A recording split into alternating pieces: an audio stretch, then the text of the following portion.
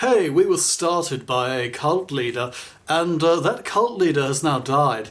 And it came out that apparently he was a dirty, fat pedophile, and he called himself Moses. And you know, all we did to change the church and make it politically acceptable again was change the name. Yeah, that's the way it works. See, that's what you do with your religion if it ever gets exposed. You basically just change the name above the door. Yeah, that's pretty much it. I mean, that's what some churches do. They get caught out. They're a small new sect with thousands of members, perhaps, and sometimes less, but sometimes thousands of members. They're establishing themselves as a small sect. You know, not a tiny sect like, oh, it's just a few people in a church, like the Westboro Baptist Church, but you end up with them just changing the name above the door. Like, there's a church which focuses on the importance of childhood and freedom and, hey, bringing people to Jesus in a kind of very liberal way. But their founder leader started a sex cult called the Children of God. They don't call themselves that anymore.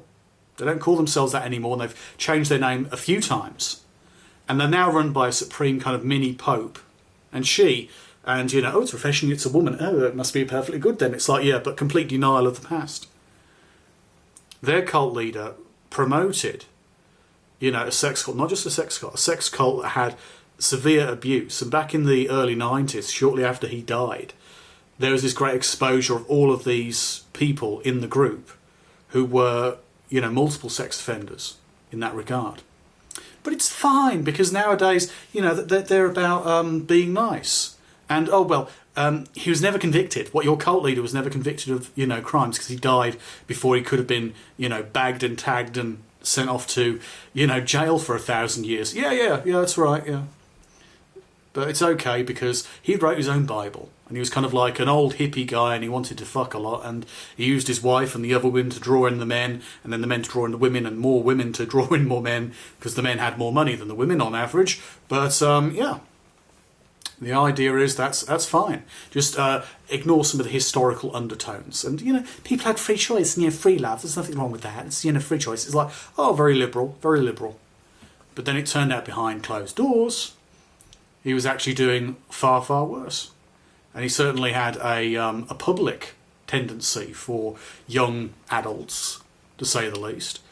And what happened behind closed doors, according to those people who were abused by him and others, goes far, far deeper.